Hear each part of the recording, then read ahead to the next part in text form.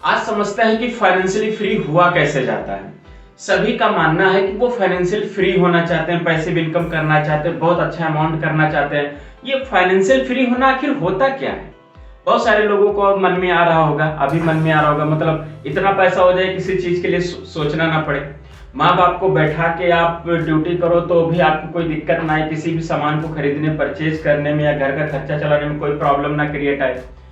ऐसे ही बहुत सारी थिंकिंग्स आती है कि फाइनेंशियली फ्री हुआ जा सकता है, या फिर ये सोच रहे हैं कि हमारे अकाउंट में करोड़ों आ जाए तो हम फाइनेंशियल फ्री हो जाए। आज समझते हैं कि फाइनेंशियल फ्री हुआ कैसे जाता है, आखिर क्या रीजन है जिसकी वजह से लोग फाइनेंशियल फ्री नहीं हो पाते। ऐसे लोग भी जो करोड़ों रुपए कमाते फिर भी नहीं हो पाते, और कुछ ऐसे लोग फाइनेंशियल फ्री हो जाते हैं जो महीने के सिर्फ 1 लाख रुपए कमाते हैं। तो सबसे पहले समझते हैं कि आखिर ये चीज क्या है। नमस्कार, मैं हूं Brijesh Kumar, motivational speaker, business और करियर कंसल्टेंट। बने रहिएगा वीडियो के लास्ट तक। आज आपको 8000 का एक फ्री गिफ्ट देने जा रहा हूं। बात करते हैं एक रिच फैमिली और एक मिडिल क्लास फैमिली की। तो रिच जो फैमिली होती है, या जिनको हम रिच बोलते हैं, अमीर बोलते हैं, धनाढ्य बोलते हैं, करोड़पति बोलते हैं, जो लोग होता है और अरबों खरबों रुपए होते हैं जिसके पास में, वो क्या कभी पैसे के लिए काम करते हैं? जो अमीर इंसान होते हैं वो पैसे के लिए काम नहीं करते, पैसा उनके लिए काम करता है। ये एक माइंडसेट है, पहले इसको चेंज करना होगा, पहले इस माइंडसेट को हटाना होगा। पैसा हमारे लिए काम कर रहा है या फिर हम पैसे के लिए काम कर रहे हैं? तो कभी भी रिच फैमिली, रिच लोगों को देखिएगा, उनके लिए पैसा काम करता है, और हमारे आपके लिए क्या होता है? हम पैसे के लिए काम करते हैं। तो ये सबसे बड़ी एक मेंटालिटी है, माइंडसेट है। सबसे पहले तो इसको चेंज करना पड़ेगा। जो रिच फैमिली है वो लोग कितना कमाते हैं कि उनका खर्चा चल जाए? क्या लगता है, उनके पास में खर्चे ज्यादा होते होंगे या फिर इनकम ज्यादा होती होगी?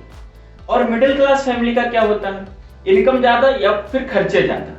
तो समझिए, जो रिच फैमिली होती है, जो रिच लोग होते हैं, हमेशा उनका इनकम आउट ऑफ सोर्स, जो पैसा इनकम का जो सोर्स है वो हमेशा क्या होता है, खर्चे से ज्यादा होता है। और जो मिडिल क्लास फैमिली है वो हमेशा देखिए, चाहे वो उनका क्या है ना, उनका खर्चा हमेशा ज्यादा रहता है जबकि इनकम कम रहती है। भले ही वो 2-4 लाख 10 लाख महीना कमा रहे, लेकिन वो उनकी मेंटालिटी ही ऐसी है, वो खर्चा कर देंगे, वो ऐसे ऐसे चीजों में खर्चा कर देंगे कि उस पैसे का पता ही नहीं चलेगा। तो वो फाइनेंशियली फ्री नहीं हो पाते। समझते हैं आगे कि स्टेप बाय स्टेप में कैसे फाइनेंशियली फ्री हुआ जाता है। रिच लोग का माइंडसेट क्या होता है, पैसे को काम पर लगाओ। तो पैसे को काम पर कैसे लगाया जाएगा? तो वो क्या करते हैं, एसेट पे फोकस करते हैं। एसेट मतलब जैसे जमीन ले लिया, अपना स्टॉक मार्केट हो गया, या फिर मकान बनवा के उसको भाड़े पे दे दिया, या फिर कोई दुकान, शॉप, ऐसी चीजें ओपन करवा दी, रिटेलिंग करा दी। ऐसी चीजें जिसमें एक बार पैसा लगाओ, फिर बार बार पैसा आए, जिसकी वैल्यू बढ़े, समय के साथ में जिसकी वैल्यू बढ़े, वो एसेट है। और मिडिल क्लास फैमिली क्या करती है, मान लो महीने का अगर वो 1 लाख रुपए भी कमाती है ना, सबसे पहले क्या करती है, मोबाइल ले लेगी, घड़ी ले लेगी, लोगों के देखिए शौक लगे हुए हैं, बड़े बड़े शौक, गाड़ी ले लेगी, ऐसी चीजों में खर्चा कर देते। फिर अगले महीने उनको काम करना पड़ता है अपने पर्सनल खर्चे को मैनेज करने के लिए। अब रिच फैमिली के पास में क्या है, अगर वो हर जगह पर हर चीज को, पैसे को अगर काम पे लगाया है, तो वो ईएमआई रिसीव करेगा या ईएमआई देगा? जाहिर सी बात है, अगर पैसे को उसने काम पे लगाया है तो उसके पास में ईएमआई आएगी। हर महीने का भाड़ा आएगा, गाड़ी भाड़े पे दिया उसका पैसा आएगा, कहीं पैसा लगाया स्टॉक में उसका पैसा आएगा। हर जगह से क्या होगा, उसका मल्टीपल सोर्स ऑफ इनकम बढ़ रहा है। लेकिन मिडिल क्लास फैमिली का क्या हो रहा है, ये कभी मोबाइल का किस्त भर रहा है, कभी गाड़ी का किस्त भर रहा है, कभी घर का किस्त भर रहा है, वो किस्त ही भरता रह जाता। और फाइनेंशियली फ्री अगर होना है ना, तो आपके पास में पैसिव इनकम हो। पैसिव इनकम मतलब बिना कुछ काम किए पैसा आए, और इतना पैसा आए कि जिससे आपका खर्चा चल जाए। वो खर्चा जो आपका नेसेसरी है, जो बिना खर्चे के काम नहीं चलेगा। अननेसेसरी खर्चे नहीं मैं बात कर रहा हूँ, मैं बात कर रहा हूँ नेसेसरी वाले खर्चे, जिसमें आपको खर्चा करना ही करना पड़े। तो पैसिव इनकम आपके पास उतना आना चाहिए। अगर महीने का खर्चा आपका 50,000 घर का है, तो आपके सेकेंडरी इनकम सोर्स ऐसा होना चाहिए जिसमें आपका 50,000 रुपए महीने का आए और आपके खर्चे के लिए आपको सोचना ना पड़े, तभी आप फाइनेंशियली फ्री हो सकते हैं। दूसरा ये है कि अगर आपके पास में पैसिव इनकम ज्यादा है और एक्सपेंडिचर जो आपके खर्चे वो कम हो जाए, तो भी आप फाइनेंशियली फ्री हो सकते हैं। लेकिन अब हुआ कैसे जाए, इस पर आगे बात करते हैं। तो किसी के पास में पैसिव इनकम आ रहा है और उसका एक्सपेंडिचर उसके लगभग बराबर में है। जैसे मान लेते हैं एक मकान मालिक है, उसने क्या किया, अपना मकान किराए पर रख दिया, और किसी ने क्या किया, रेंटल पे उसका मकान ले लिया। अब जब मकान ले लिया है किराए पर, तो वो क्या कर रहा है, 16,000 रुपए मान लो पर मंथ उसको फ्लैट का किराया दे रहा है। 16,000 रुपए पर मंथ उस मालिक की जेब में जा रहा है। दे कौन रहा, हम आप जैसे लोग, जो लोग रेंट पे रह रहे हैं, वो क्या कर रहे हैं, भाड़ा दे रहे हैं, किराया दे रहे हैं, रेंट दे रहे हैं। तो वो किसके पास जा रहा है, उस ऑनर के पास में जा रहा है। अब ऐसे मान लेते उसके पास 4 फ्लैट है, तो 4 फ्लैट है, हर फ्लैट का उसको मिल रहा है 16,000, तो 16 चौके 64,000 उसको मिल रहा है।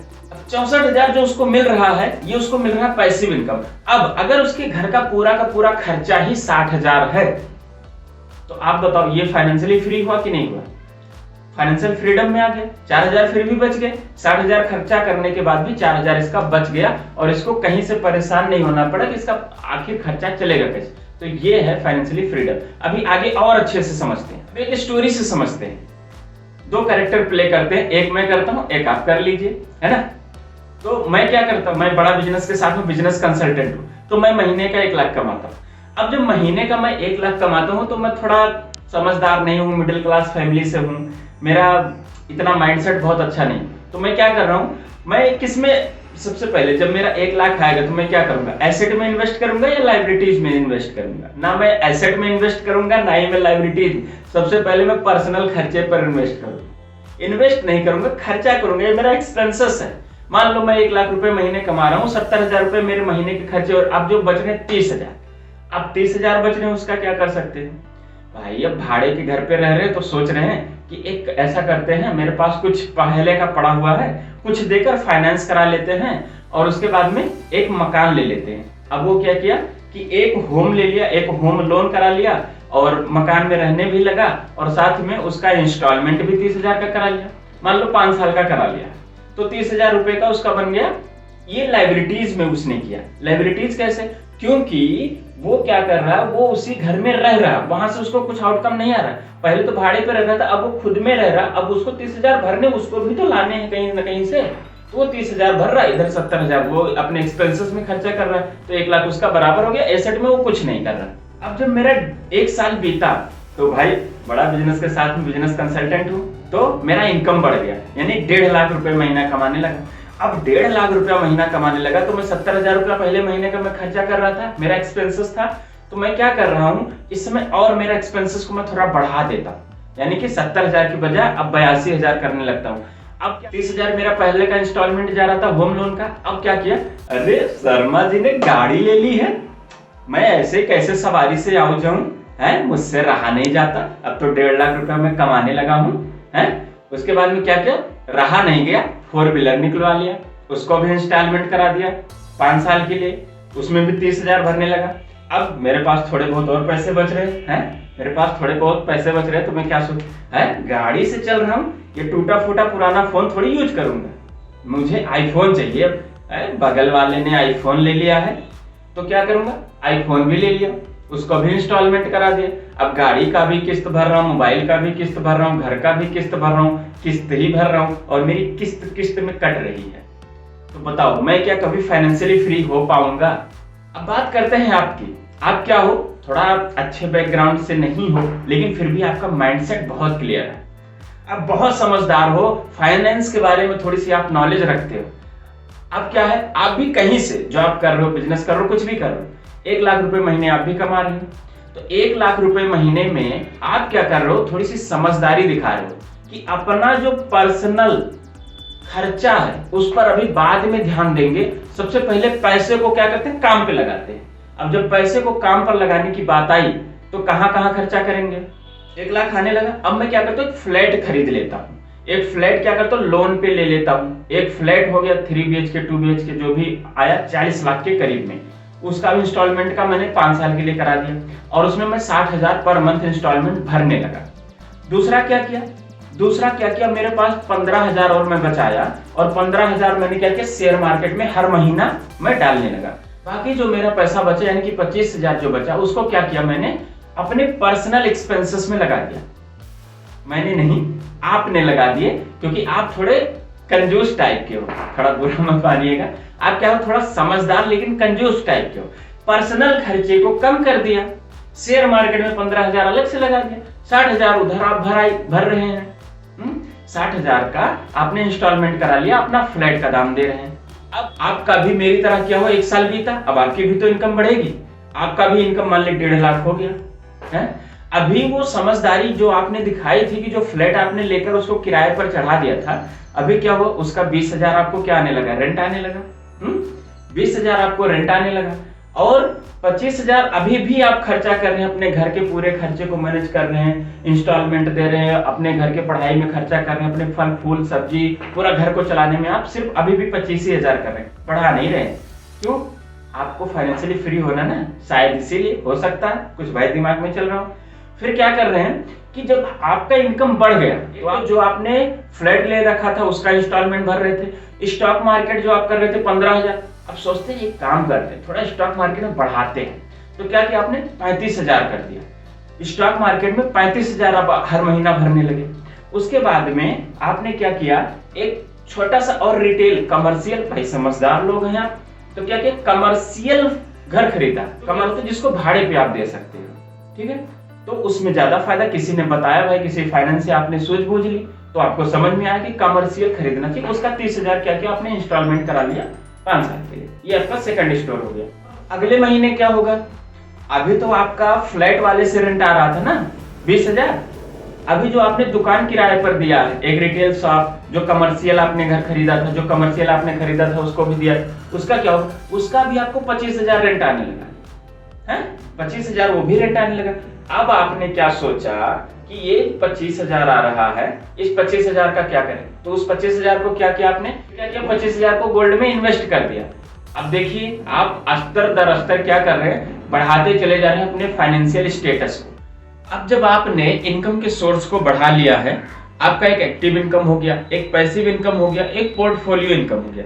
अब आपको अगर 5 साल तक ऐसे ही ठीक चलता रहा तो क्या होगा, जब आपका 5 साल बीतेगा तो 5 साल बाद आपको समझ में आएगा कि आपका जो अभी तक आप रेंट भर रहे थे, जितना ईएमआई पे कर रहे थे, वो सारा का सारा खत्म हो चुका है। अब सिर्फ आपके पास में जो भी है सारा का सारा पैसा आ रहा है, यानी कि आपके पास में अब लगभग 80,000 से ज्यादा का आपके पास में रेंटल इनकम आ रहा है। उसके बाद में आपका जो पोर्टफोलियो है, जो आपने गोल्ड में इन्वेस्ट किया था, जो आपने शेयर मार्केट में लगाया था, उसका आपका 25 लाख का पोर्टफोलियो तैयार हो चुका है। तो 2 इनकम सोर्स आपके एक्स्ट्रा हो गए, और एक इनकम सोर्स जो आपका एक्टिव इनकम है, जो आप जॉब करके, बिजनेस करके, जो आप रेगुलर हर मंथली कमा रहे। तो 3 टाइप के आपके पास में अभी इनकम हो चुका है। अब आप बताओ, आप फाइनेंशियली फ्री हुए कि नहीं?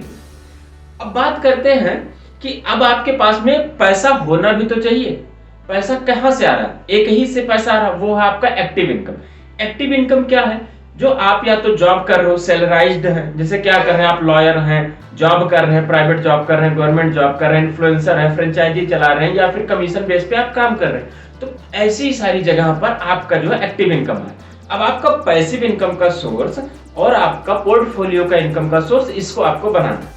अब बहुत सारे लोगों का सवाल होगा कि मेरे पास तो 1 लाख भी नहीं, या फिर मेरे पास एक्टिव इनकम ही नहीं है, तो उसके लिए क्या करना है? उसके लिए डॉक्टर विवेक बिंद्रा जी का, जो मैंने अभी शुरू में आपको बताया कि 8,000 का जो आपको एक गिफ्ट मिल सकता है, पहले तो उस गिफ्ट पे फोकस कीजिए, उसके बाद में अपना एक्टिव इनकम का सोर्स और बढ़ाइए। अगर इनकम का सोर्स नहीं है आपके पास में, तो आप मेरे जैसे बिजनेस कंसल्टेंट बन के या डॉक्टर विवेक बिंद्रा जी के साथ में फ्रेंचाइजी लेकर आप भी घर पे बैठ के ऑनलाइन वर्क करके घर से ही महीने के 50,000 से लेकर 1 लाख तक की इनकम आराम से कर सकते हैं। लेकिन उसके लिए आपको सीखना पड़ेगा, आपका स्किल और विल बढ़ाना पड़ेगा, क्योंकि जब आप वैल्यू क्रिएशन करते हैं तभी आपका इनकम सोर्स बढ़ता है। तो इनकम बढ़ाना है तो पहले वैल्यू पर फोकस कीजिए। वैल्यू कैसे बढ़ेगा? वो बढ़ेगा स्किल और विल से, और ये स्किल और विल ही आपको बड़ा बिजनेस देगा पूरा। नीचे डिस्क्रिप्शन में आपको एक लिंक मिलेगा, जाइए उस पर फॉर्म भरिए। बिजनेस हो या स्टूडेंट हो या कुछ भी ऐसा करें, आपको इनकम अगर बढ़ाना है तो आज आपके पास में मौका है, आप इनकम बढ़ा सकते हैं। वीडियो में यहाँ तक बने रहने के लिए, लाइक करके उत्साह बढ़ाने के लिए, चैनल पे नए हैं तो सब्सक्राइब करने के लिए आपका बहुत बहुत धन्यवाद। Evolution.